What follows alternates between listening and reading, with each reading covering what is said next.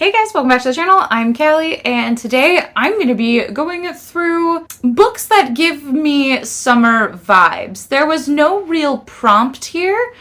I stood in front of this shelf and the shelf on my other wall and thought, what makes me feel like summer? And I just picked a bunch of books. So this is summer vibes because it's been getting hot. We've been having a heat wave up here and it's annoying, obnoxious. Summer is in full swing. I love summer anyway, but sometimes it gets a little too warm. So without further ado, the first book that I have is Malibu Rising by Jenkins Reid. I read this earlier this year, and I got summer vibes from this. I've read all these books, by the way, so I actually know the content of it. But this one was full summer vibes because this is following one full day in different perspective of these siblings who live in Malibu. They are these rich siblings who are like all the kids of this famous, I think he was like a famous director. And they always host this huge end of summer bash. And throughout the story, we're following this one day, as well as several flashbacks depending on whose perspective we're in.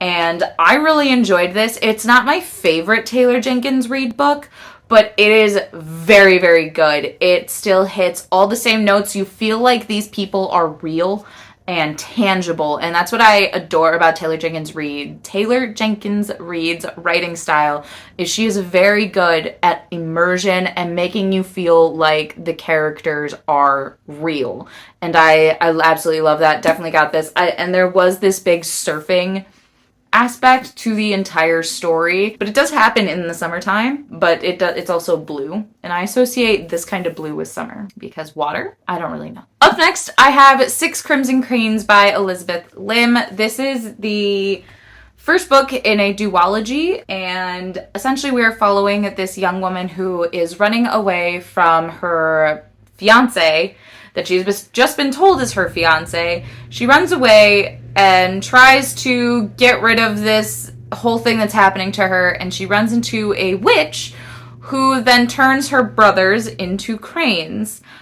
And every time she speaks, one of her brothers will die. So then she sort of just drops off in the middle of nowhere with a bowl on her head and can't talk, so she has to figure out ways to communicate while trying to find where her brothers are, because her brothers are still sentient. Well, even in crane form, it's very Swan Lake-esque. There's also dragons, and I'm trying to think of why I thought of summer.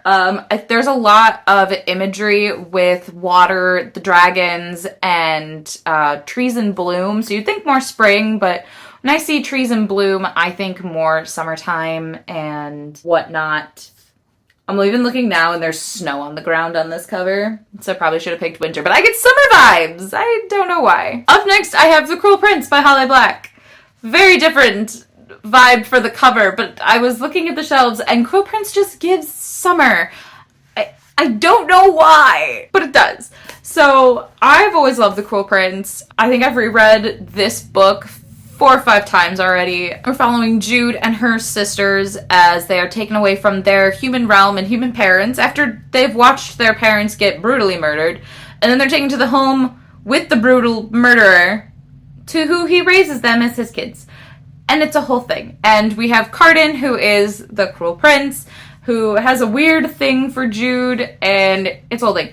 I think the reason I get a lot of summer vibes from this is when you're in Fairy, this version of Fairy, it's all very warm. There's always that sparkling wine. There are these huge balls with so much descriptions of the dresses showing skin and being very free and parties. And I think that aspect makes me think of summertime, because summertime is the only time people have to party, apparently. I don't really know. I don't party. Up next, I have The Gentleman's Guide to Vice and Virtue. I haven't thought about this book in a hot minute.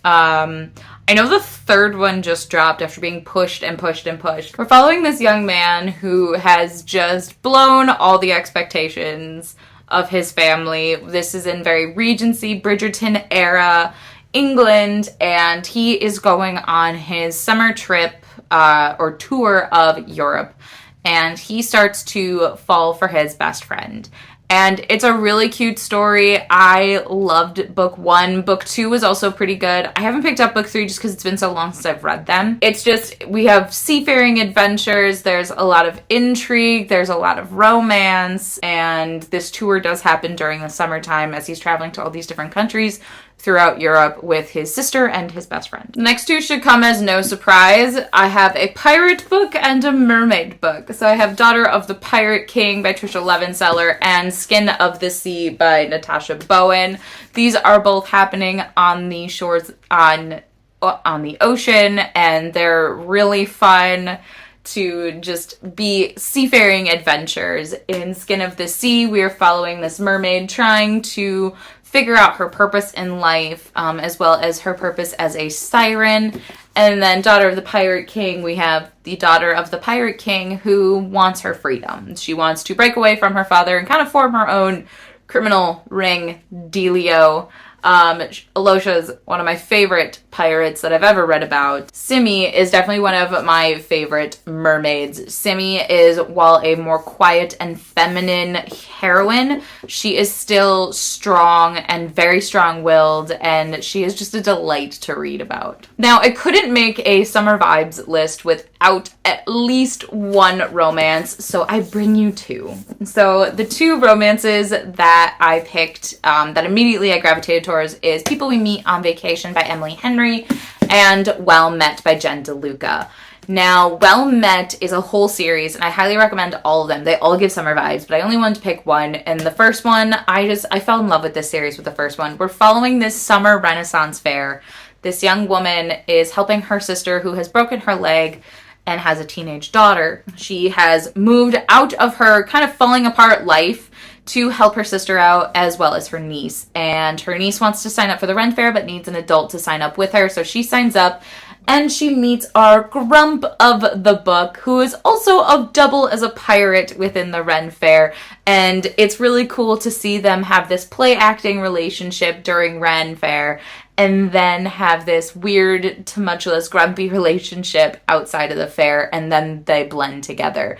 It's really fun. The Ren Fair vibes are so immaculate. You can feel the summer heat.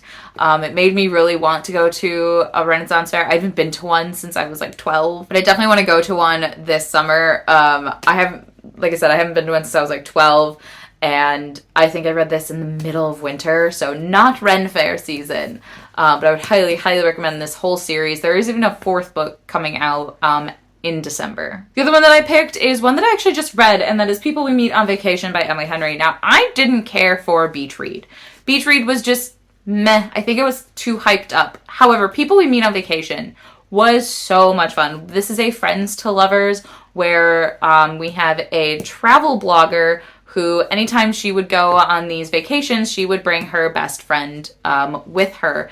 And they have this sort of will they, won't they relationship. We go back and forth until they have this huge blowout that we slowly learn about later.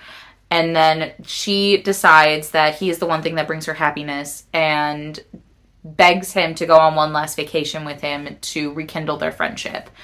And I absolutely adored this book. I will say Emily Henry writes great characters. For me, Beach Read didn't have a great romance. This one had a great relationship building within the characters and a great relationship. I loved the romance within People We Meet on Vacation. So those are the books that I just got no brain, just vibes of summertime, because yes.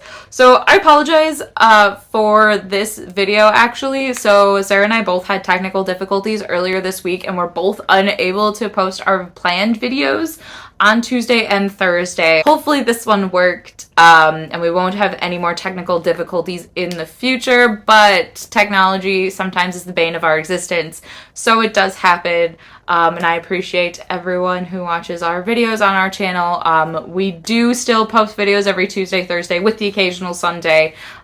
Feel free to like, comment, subscribe to our channel, and I will see you guys in our next video. Bye!